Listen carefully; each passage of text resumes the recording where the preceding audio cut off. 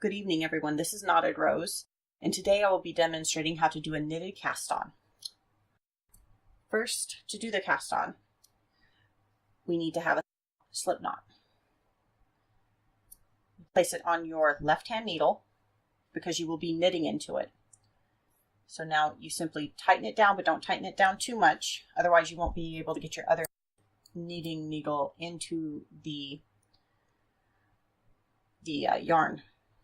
So you slip your other needle in knitwise and then simply wrap around underneath and around so that your yarn is in between the two needles.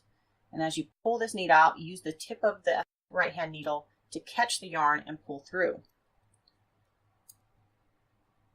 Now, instead of pulling and putting it through this end, you catch the front leg of your stitch and pull tight, like that.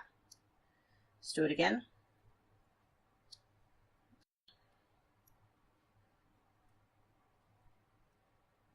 You see how I caught it and pulled through? One and tight. And catching this yarn. I can do it without my yarn getting too tight.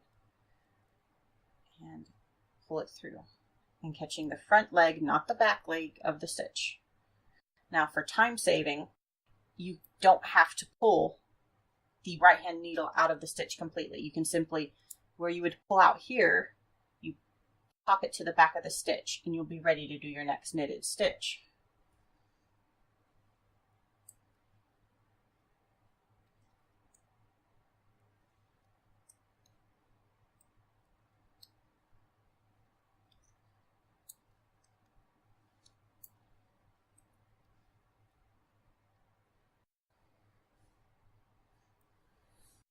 Now, as you can tell, I'm a English style knitter, but I don't hold my yarn the conventional way. I will do a video on it later on to explain why I hold my yarn this way.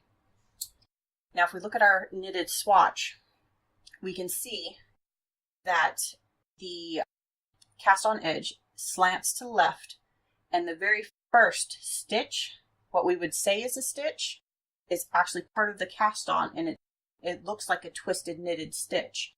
And that's exactly what it is. That's why you knit into the front leg and then turn and catch the front leg off of this needle.